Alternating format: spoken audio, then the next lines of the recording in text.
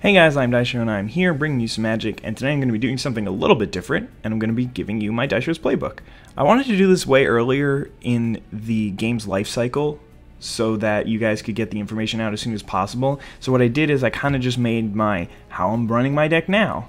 But right here what I'm going to be doing is giving you my I think that this is the best way to run this deck. It's very okay if you guys disagree with me. I mean, I appreciate that, and I encourage that in the comment section because, I mean, you guys could teach me something, and if you make comments, and I'll respond to them, and maybe I can teach you something, and we'll all learn and get better. But this is how I run it and how I've found it to be most successful. So I'm going to start with Mind Maze. It's a pretty easy deck to build. Well, not really. I mean, there's a lot of choices in terms of the last 10 or so cards, but it's a really powerful deck no matter how you run it, and I think that you guys will definitely agree with me. That being said, this is going to be my deck, and I know that people will disagree on some cards, but I mean that's the beauty of Magic. People have different experiences, and they view cards in different ways because sometimes it was really good for them, sometimes it was really bad for them. But this is just the way I'm going to be running it. I played with this deck in Wingspan's tournament, so I got a bunch of experience with it, and I mean a bunch of games against other good players, so I definitely learned a lot from that, and I think that I've toned it down to some really good cards. First of all, if you're new to my channel or Magic in general, 60 cards, you really never want to go past 60. There's so few and terrible reasons to go more than 60. The reason for just this amount is because you can only run 4 of each card in your deck, and some cards in your deck are better than others, so you want to draw your best cards as often as possible. Anyway, let's get started. So we've got some 1-drops. I'm just going to talk about them generally. So if you can play a 1-drop into a Lord of the Unreal in this deck, then it's going to be really powerful, especially if you're on the play. You're going to get through so much damage before your opponent can even recover. Sometimes they're playing Avacyn's Glory and it's not as good, but against the majority of the field, that's really what you want to be doing. So that being said, I didn't include Jace's Phantasm in this build. Against some decks, he's really important because you need flyers in order to win, like Avacyn's Glory, that matchup. You really need Jace's Phantasm. But generally, I don't think that it's good enough because against a matchup like Burn or the Black deck where they have a lot of removal for your Lords, this thing is really not going to be doing that much. I mean, you're going to have a Phantasmal Image Lord stay alive, or like a regular Lord just stay alive to even be hitting for 2 every turn, and generally he's just going to be hitting for 1. So he's not consistent enough to play. But the Bears, they are. I mean, they're 2/2s. They're usually going to trade with something, and if you can get some Lords out, they're going to even do more damage and not going to be able to trade. They're really sweet.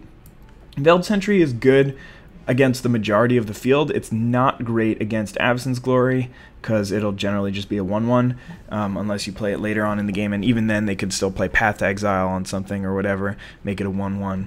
If your opponent's playing around it and they're not casting spells, then this thing is doing its job. If it's getting you a 2/2 or more, then it's better than a Phantasmal Bear, so it's really doing its job. So you really just need stuff to do on your turn 1. Just to make, because you're playing a really aggressive and tempo-based deck, so you want to be doing a lot of things early on. Now here's one of actually the most important spells in the deck, which is Unsummon, and there are 4 of them. And I'll go ahead and tell you the reason why a little bit later, but actually I'll just say it right now, Snapcaster Mage. Anyway, Unsummon, return target creature to its owner's hand. This card, if you think about it in terms of getting the value out of it, you are spending 1 card to make them return a card from the battlefield to their hand, but you're not killing a card, you're not dealing damage, you're not adding a creature to your board, so it's really suspect to include 4 of these. But the whole goal of this deck is that you build a board that they can't deal with except by playing creatures, and then you unsummon their creatures, and then they end the game with extra cards in their hand. So you gain the value back from losing the card for casting Unsummon by making them have extra cards in their hand at the end of the game. But anyway, it's just a really important tempo play, very good for the deck. So the next 8 cards I'm going to do in a group, it's just Phantasmal Image. You may have Phantasmal Image enter the battlefield as a copy of any creature on the battlefield, except it's an illusion, blah blah blah. When it becomes the target of the thing, sacrifice it. There's Phantasmal Image and Lord of the Unreal. Illusion creatures you control get +1/+1 and have hexproof. This thing is a human wizard itself, so it doesn't pump itself, but if you use Phantasmal Image to copy Lord of the Unreal, this is an illusion and it will get pumped, so it'll get +1/+1 and hexproof. So the second that you play this, copying Lord of the Unreal, you'll get yourself a 4/4 hexproof that'll pump all your guys, and it'll be really good. If they kill the Lord of the Unreal, it'll go down to a 3/3. But generally, this is the most important card in the deck because your opponent, I mean, your creatures are all illusions for the most part. I think that there's these 4 plus Snapcaster Mage are the only creatures in the deck that aren't illusions, and you really just need these if you want to beat the better decks. Sometimes your aggressive starts can take care of other decks if you don't have Lord of the Unreals or Phantasmal Images, but to contend with the top decks, then you really have to do this. One important thing that I probably have stressed too many times, and some of you guys are like, Daisho, you've told me this so many times, I hear you telling it to me in my sleep, or something weird like that. But Lord of the Unreal, you played on turn 2. Then the next turn, you really have to be sure that your opponent isn't going to have a removal spell, since if they don't play anything on their turn, they have no creatures on the board, the only creature you have is Lord of the Unreal, and you play a Phantasmal Image, and then they destroy your Lord of the Unreal in response, then your Phantasmal Image is not going to have anything to copy, because it doesn't copy until it enters the battlefield, and they're going to have some time in between that to respond. So you have to make sure that they're tapped out, or that they're playing a deck that doesn't have instant speed removal, otherwise you can definitely get blown out by that, and it'll be really painful. Anyway, give you a moment to read Snapcaster Mage. It's 1 and a blue for a human wizard, so it's not an illusion. It's a 2/1, it's got flash, which means that you can cast it anytime you want, basically. And when Snapcaster Mage enters the battlefield, target instant or sorcery card in your graveyard gains flashback until end of turn. The flashback cost is equal to its mana cost. So basically, the turn you play this guy, you can give one of your instants or sorceries flashback, which means that you can cast it from your graveyard for its converted mana cost. So it's a really, really sweet card and very, very important for the deck. Well, not very important, actually. I was considering not even running it, because I'm running 22 lands, and most of the instants and sorceries cost 3. So it's really not going to be useful in most games until the late game, except for Unsummon. And that's the reason why I'm including it. I've got all 4 Unsummon, so there's a decent chance that I'll have played one. And then it allows me to unsummon another creature in addition, and it's really good. If you can Snapcaster Mage back one of the other cards in the deck, then you're probably going to win too, because you'll just get a lot of advantage out of it. Krovikan Mist is the best creature in the deck. The fact that they only gave us 1 is really sad, but it would be a little bit overpowered if they got 4 of these and like 1 Gossamer Phantasm instead. But anyway, Gossamer Phantasm 2/1. This ability, you're going to see it on a lot of cards, but it's not that relevant if you can get your Lords out, because then they won't be able to target them. But what it does mean if you're playing against a deck like Slivers, if they have Thorncaster Sliver, or the red deck, if they have Flames of the Firebrand, they can just pick off all your creatures really easily. Counterspell, this is also really good. Snapcaster Mage can get it back, which is cool, but a lot of the times you're not going to be able to use it until the late game, and it's going to be something that's like just insurance.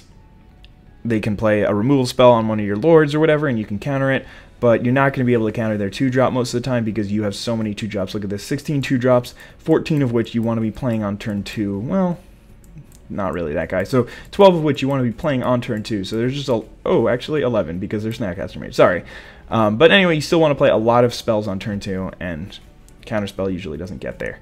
Anyway, the next card is Phantom Warrior, so it can't be blocked, and it's an illusion. So you basically just this makes up your core of, or this is part of your core of. Sorry, some sirens in the background, but anyway, this makes up your core of evasive creatures, and you got these 2 Phantom Warriors, the 3 Illusionary Servants, the 4 Gossamer Phantasms, the Krovikan Mist, and between those cards, with Lords, you can kill your opponent so quickly, and they really don't have much that they can do about it.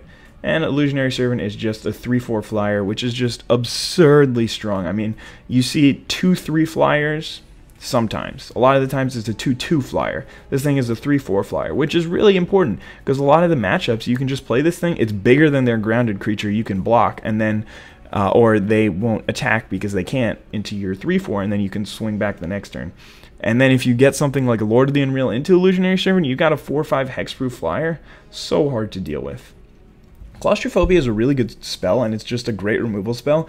The problem is it doesn't work with Snapcaster Mage well, and you usually don't need to keep their creature tapped forever. If you are playing a game where you need to deal with a creature permanently and not just for a turn or 2, then you're probably going to lose that game anyway, because your opponent's doing more powerful things in the late game. What you're doing is using this basically to just tap a creature for a turn and then just attack. And sometimes you have the benefit of dealing with a creature for 2 turns or whatever, but for the most part, Frost Breath does Claustrophobia's job better, and is also an instant that can be flashback with Snapcaster Mages, but you can tap 2 creatures and they don't untap during their controller's untap step, so you can deal with 2 creatures for a couple of turns, basically. Now here's Divination, just draw 2, it's really simple. There's only 22 lands in the deck, but usually you can draw up to 3 and then get some more cards, and Divination is really good. I really love the card in pretty much every situation, and it really performs well in this deck. Phantasmal Dragon is another one of those flyers, but it's a 4-mana 5/5. I think I would just rather have another Illusionary Servant, but this guy works too. Then there is Force of Will, which is just one of the best Magic cards ever printed. It's very important to note that when you're trying to cast Force of Will, do not cast it just to counter a spell, or even a good spell. You should only cast this when you are countering a spell that you will otherwise lose the game, or you are countering a spell which will assure your victory for the game. Because you do have to pay a life and exile a card from your hand. So you have to exile a card, you get 2 for 1 every time you cast this, which really is not good in this deck. I mean, we have the unsummons already for card disadvantage, and the divinations help pick it back up a little bit, but for the most part, you really don't want to be losing cards. You need your cards to deal the damage and kill them, and if they've got removal or whatever, then you really need to be saving this. But it's just very important. You can't just counter whatever you want and be like, I countered your 3-drop. That was so cool. I was tapped out. But I don't know. I mean, Force of Will is super sweet. And then there's Cryptic Command, which they just gave us. I haven't tried it out in this deck. 4 mana might just turn out to be too much to have with 22 lands. But, I mean, just the ability to return their permanents to their hand, tap their creatures, draw cards. It just gives you, it has the nice tempo that you need with the tap or the bounce. You can also counter stuff, and then you can just draw. So it's a really sweet card, and I decided to give it a try, although I haven't played too many games with it.